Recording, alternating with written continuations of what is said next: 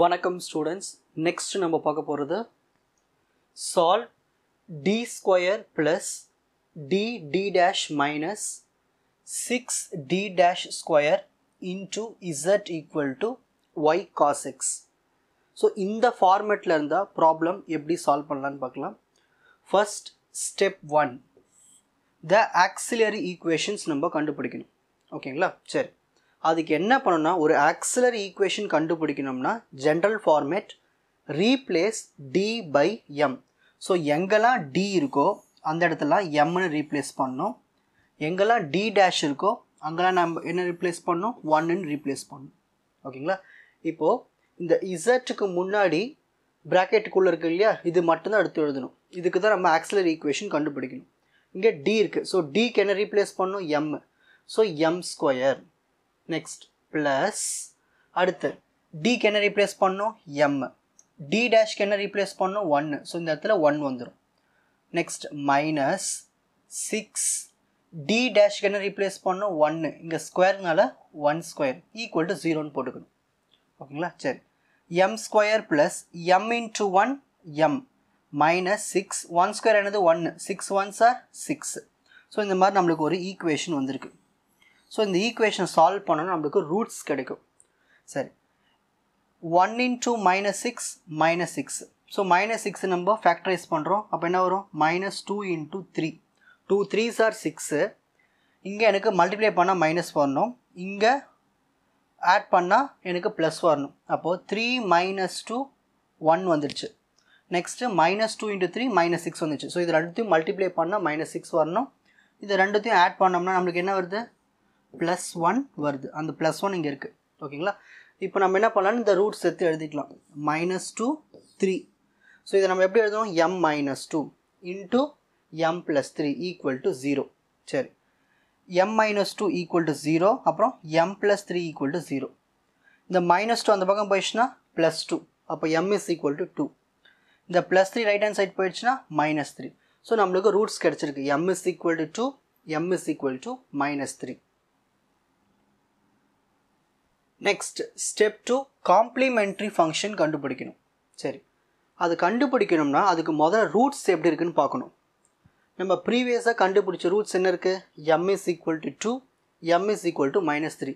இந்த ரெண்டு ரூட்டும் சேமாக இருக்கா, டிஃப்ரெண்ட்டாக இருக்கா, டிஃப்ரெண்ட்டாக இருக்குது. ஸோ டிஃப்ரெண்ட்டாக இருந்தால் காம்ப்ளிமெண்ட்ரி ஃபங்க்ஷனுக்கு ஃபார்முலா இருக்குது.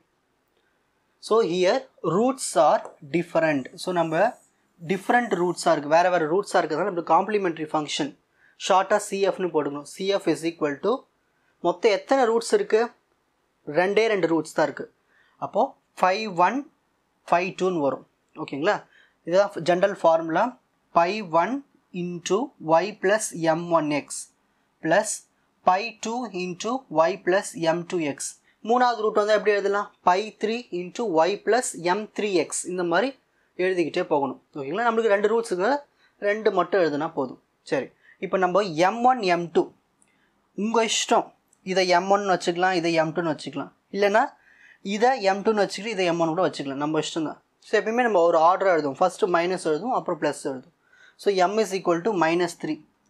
அதாவது என்ன பண்ணணும்னா, இந்த 5 1 எடுத்து அப்படியே எழுதணும், இந்த y எடுத்து அப்படியே எழுதணும். இந்த m1க்கு பதிலாக ஒரு m வேல்யூ சப்ஸ்டிட் பண்ணணும், -3.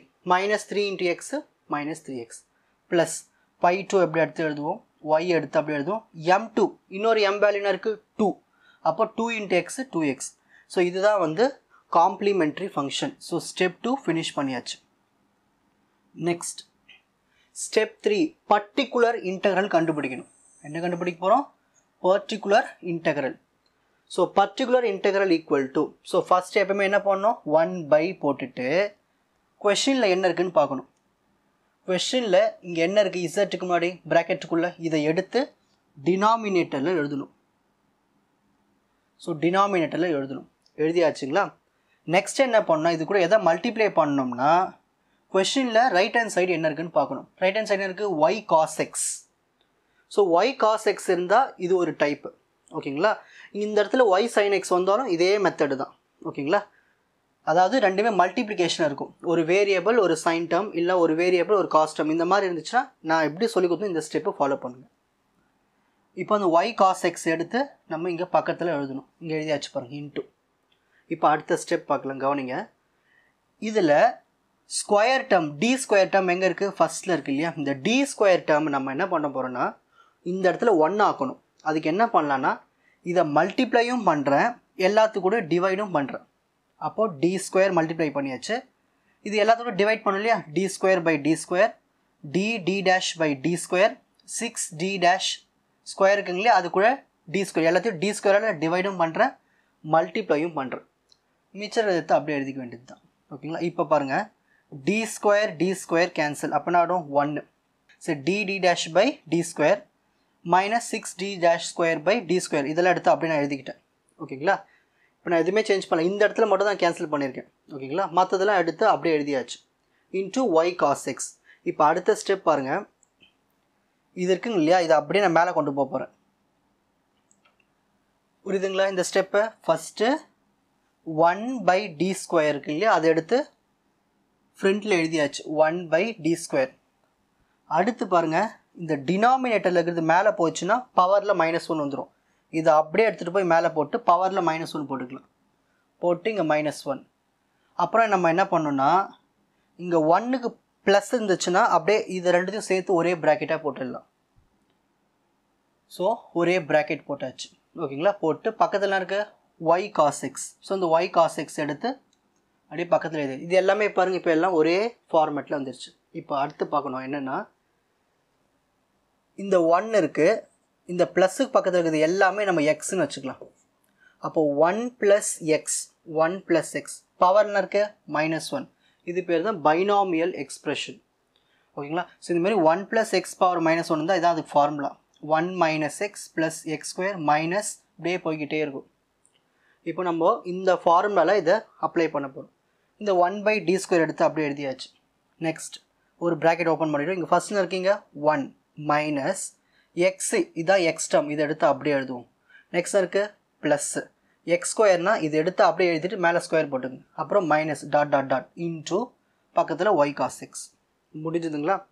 Omitting D dash square and higher powers. So இதில் எங்கெல்லாம் டி டேஷ் ஸ்கொயர் வருதோ அதை ஒமிட் பண்ணிடணும், ஹையர் பவர்ஸில் ஒமிட் பண்ணணும். ஏன்னா அதெல்லாம் நம்ம கண்டுபிடிக்க முடியாது, அதெல்லாம் கொஞ்சம் ஸ்மாலஸ்ட் வேல்யூஸ், அதெல்லாம் நெக்லெக்ட் பண்ணிடலாம். ஓகேங்களா? இப்போது எங்கெல்லாம் டி டேஷ் ஸ்கொயர் வரும் பாருங்கள். 1 மைனஸ் இதில் டி டேஷ் ஸ்கொயர் இல்லை, இதில் டி டேஷ் ஸ்கொயர் இல்லை, இதில் டி டேஷ் ஸ்கொயர் இருக்குது. அப்போது இதை ரிமூவ் பண்ணிடலாம். நெக்ஸ்ட்டு டி டேஷ் ஸ்கொயர் இதில் இருக்குது, இதுலேயும் d dash square power square 4. So higher powers எல்லாத்தையும் நம்ம என்ன பண்ணிடலாம்? ரிமூவ் பண்ணிடலாம். இது ஏன் ரிமூவ் பண்ண தெரியுதுங்களா? இந்த டி டேஷை ஸ்கொயர் பண்ணால் ஸ்கொயர் ஆகிடும்.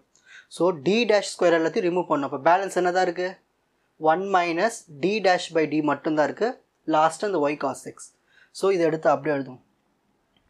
1/d ஸ்கொயர் இன்ட்டு நம்மளுக்கு கிடைச்சது இது மட்டும்தான் 1 minus d dash by d into y cos x. இதுக்கப்புறம் ஈஸியாக இருக்கும் மெத்தட். கவனிங்க, y cos x உள்ள மட்டும் பண்ணலாம். y cos x into 1 y cos x.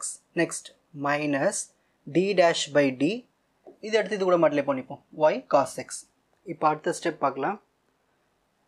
இதை எடுத்து அப்படியே எடுத்துங்க 1/d ஸ்கொயர், இந்த y cos x அப்படியே எடுத்து எடுத்துக்கலாம். இந்த ஸ்டெப்புக்கு வரணும். எப்போல்லாம் ஒரு டி டேஷு y இருக்கோ அது வந்து 1 ஆகிடும். ஓகேங்களா? அதாவது இதை பார்ஷியலாக டிஃப்ரென்ஷியேட் பண்ணும்போது 1 ஆகிடும். ஸோ எப்போல்லாம் டி டேஷ் y இருக்கோ அது என்ன ஆகிடும்? அது எல்லாமே 1 ஆகிடும். ஸோ 1 மிச்சம் என்ன இருக்குது? அப்போது 1/d cos x. நெக்ஸ்ட் இப்போது பேலன்ஸ் தான் இருக்கீங்க 1/d cos x. ஓகேங்களா? இப்போது 1/d cos x எப்படி கால்குலேட் பண்ணலாம்? 1/d cos x. சரி, 1/dனா integration. So integration of cos x. So ஒரு cos x இன்டகிரேட் பண்ணால் வரும் ப்ளஸ்ஸு sin x. இதுதான் ஃபார்முலா. ஸோ அப்போ இந்த இடத்துல நம்ம என்ன எழுதிக்கலாம்? sin x எழுதிக்கலாம். இங்கே ஃப்ரண்ட்டில் மைனஸ் போட்டாச்சு. இப்போ அடுத்த ஸ்டெப் பாருங்கள். 1/d square y cos x minus இப்போது 1/d cos x இருக்குது, அதுக்கு ஆன்சர் sin xன்னு எழுதியாச்சு. நெக்ஸ்ட் இந்த d ஸ்கொயர் இருக்குங்க இல்லையா? இதில் நான் வந்து ஒரு d ரிமூவ் பண்ண போகிறோம். ஒரு d ரிமூவ் பண்ணோம்னா இதை வந்து ஒரு வாட்டி இன்டகிரேட் பண்ணிடணும். அப்போது y அப்படியே வச்சுப்போம், ஏன்னா y இன்டகிரேட் பண்ண முடியாது. ஒரு cos x இன்டகிரேட் பண்ணால் sin x மைனஸ் அப்படியே வச்சுப்போம். ஒரு sin x இன்டகிரேட் பண்ணோம்னா மைனஸ் cos x. அப்போது இதில் ஒரு d ரிமூவ் பண்ணி வச்சு பாருங்கள். ஒரு டியை ரிமூவ் பண்ணோன்னா அப்போ கண்டிப்பாக அங்கே ஒரு வாட்டி இன்டகிரேட் பண்ணியிருக்கணும். ஸோ ஒரு டி ரிமூவ் ஆயிடுச்சு. இப்போ minus into minus plus. So அடுத்த ஸ்டெப்பில் ப்ளஸ்ன்னு எழுதியாச்சு. இப்போ இந்த டியை ரிமூவ் பண்ணணும். அப்போ ஒரு வாட்டி இதை இன்டகிரேட் பண்ணிடணும். ஒய் இன்டகிரேட் பண்ண முடியாது, ஒரு கான்ஸ்டன்ட்டு அப்படியே வச்சுப்போம். ஒரு சைன் எக்ஸ் இன்டகிரேட் பண்ணோம்னா மைனஸ் காஸ் எக்ஸ் ப்ளஸ் ஒரு காஸ் எக்ஸை இன்டகிரேட் பண்ணோம்னா சைன் எக்ஸ். ஸோ நம்மளுக்கு ஃபைனலாக நம்மளுக்கு பர்டிகுலர் இன்டெக்ரல் கிடச்சிருச்சு. ஸோ ஸ்டெப் 3 முடிச்சாச்சு. Next step 4 the general solution கண்டுபிடிக்கணும். ஜென்ரல் சொல்யூஷன் ஃபார்முலா பாருங்கள், அதாவது format Z equal to complimentary function plus particular integral. Complimentary function நம்ம எப்போ கண்டுபிடிச்சோம்? செகண்ட் ஸ்டெப்பில் கண்டுபிடிச்சோம். காம்ப்ளிமெண்ட்ரி ஃபங்க்ஷன் செகண்ட் ஸ்டெப்பில் கண்டுபிடிச்சோம். இந்த ஆன்சர் எடுத்து ஃபைனலாக நம்ம என்ன பண்ணணும், அதில் சப்ஸ்டிட் பண்ணிடணும். 5(1) into y plus 2x plus 5(2) into y minus 3x. Next particular integral என்ன கண்டுபிடிச்சோம்? இந்த ஆன்சர் எடுத்து அப்படியே இங்கே ஜாயின் பண்ணிட்டீங்கன்னா ப்ராப்ளம் ஓவர். ஈஸியாக புரிஞ்சிருக்கும்னு நினைக்கிறேன். இப்போது ஸ்க்ரீன்ஷாட் டைம்.